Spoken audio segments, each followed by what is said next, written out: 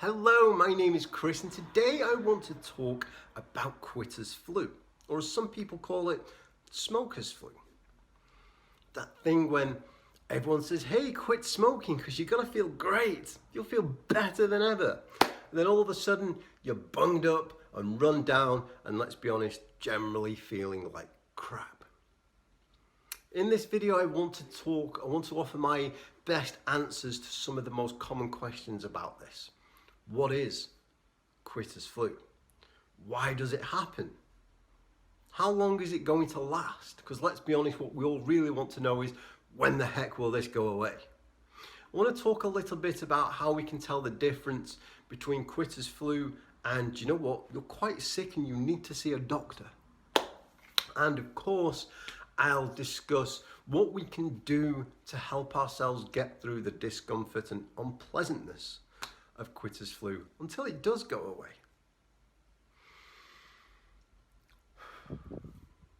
Now, if you are a regular viewer or subscriber to my YouTube channel, this will be obvious.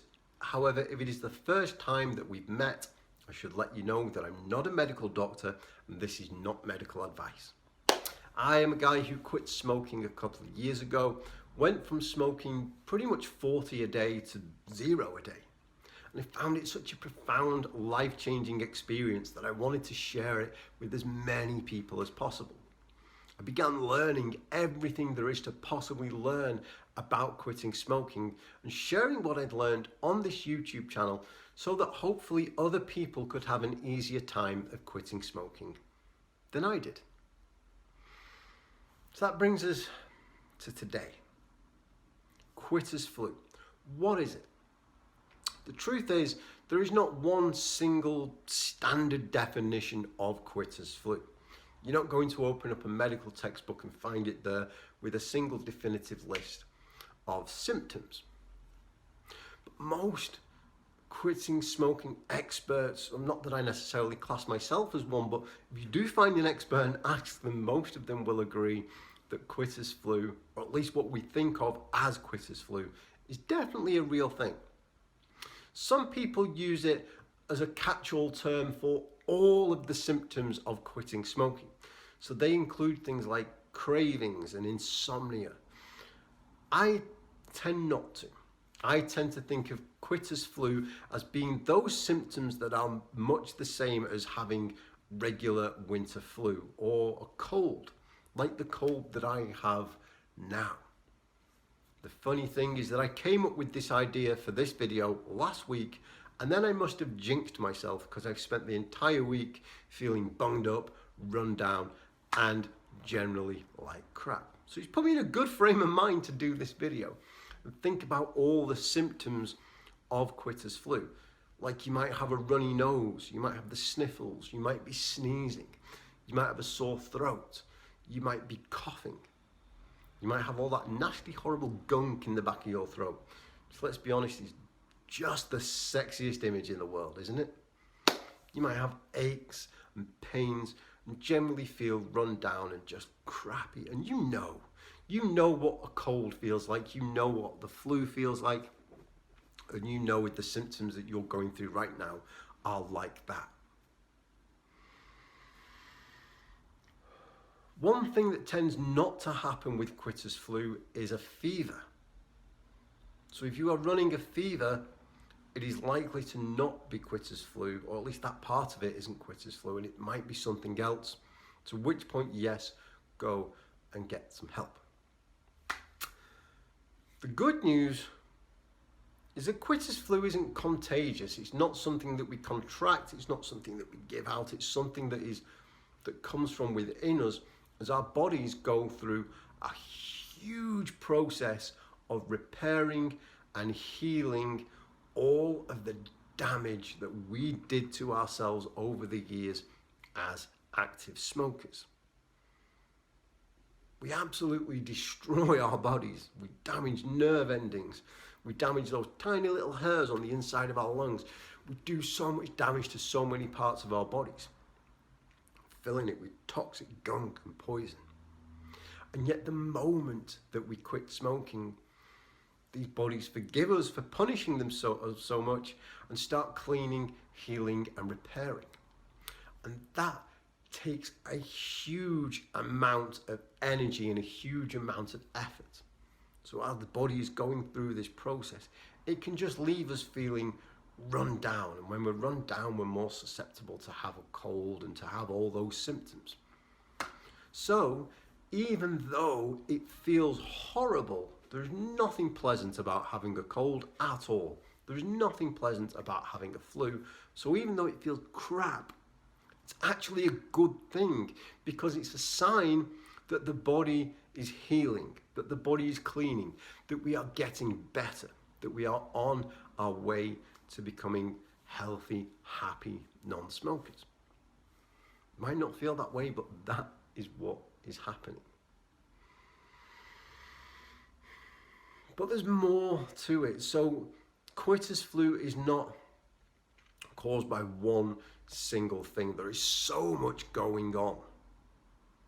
When we smoke, we do so much damage to ourselves that the mucus that naturally forms in our bodies we have no way of clearing that out, because we damage that part of ourselves that cleans out the mucus.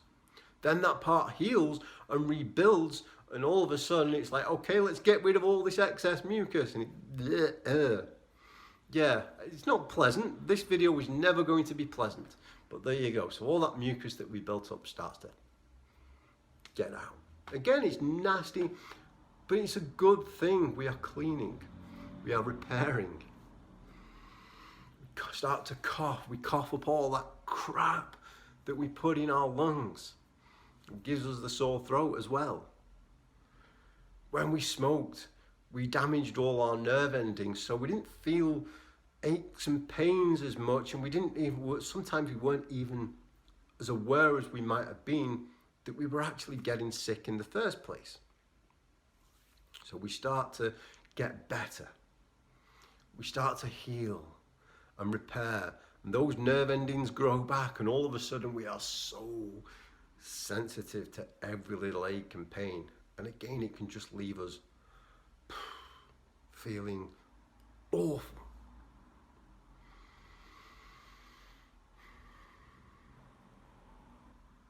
How long does all this last? When will it go away? When will I stop feeling like poo? As with so many things in quitting smoking, there's no definitive answer.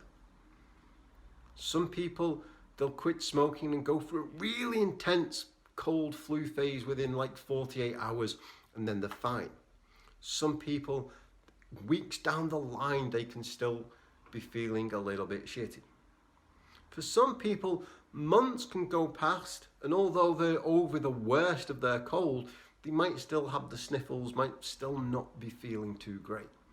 And a lot of that depends on how much they're doing to look after themselves in the meantime. So again, if it's been a while and it's just a low, manageable, unpleasant, but not majorly concerning cold, it is likely to be part of the process and a positive sign. But again, if you have a fever, if you have swollen glands, for example, that's not really a symptom of quitter's flu. You might want to get that checked out. Give it a couple of weeks. If it's still not gone, look at what you're doing to take care of yourself. Up the ante a bit. If it's still not gone within a couple of months, absolutely, there might be something going on there that you need to get checked out. So what can we do? What can we do to look after ourselves? All of the same things that we would do if we had a cold, if we had the flu in the middle of winter. Quitter's flu is no different. It is different in the fact that it's not contagious, but the symptoms and the recovery are no different from if we were just ill. So we need to keep hydrated. We need to drink as much fluid, preferably water, as we can. Drink some honey and lemon tea. It does amazing things for the throat. Get plenty of rest. Give ourselves that time to recover. I talk so many times about we have recovering alcoholics, we have recovering addicts. Nobody talks about recovering ex-smokers because we're not given the same amount of time to recover, even though the addiction to nicotine is as strong as any addiction. So take that time to fully recover. Let the body go through that healing, cleaning and repairing process, and you are going to come out the other side so much stronger. You will reach a point where all those things that people promised you when everyone was saying, quit smoking, you feel great, you are going to feel great. It has to happen. Nobody quits smoking and feels like shite for the rest of their lives, providing they use it as a catalyst to start taking care of themselves.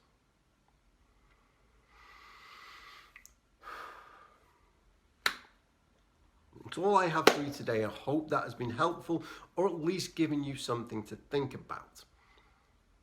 If you'd like more support with quitting smoking, do feel free to come and join our community, Finding Freedom, on Facebook. There is this wonderful group of people at all stages of the quit smoking process, supporting each other, encouraging each other, celebrating one another's successes. You can join us on Facebook, facebook.com/groups/findingfreedom1. And again, my book is called Quit Smoking and Be Happy, available in print and ebook format. The link is down in the description below. Thank you so much for watching. I will see you next time. Goodbye.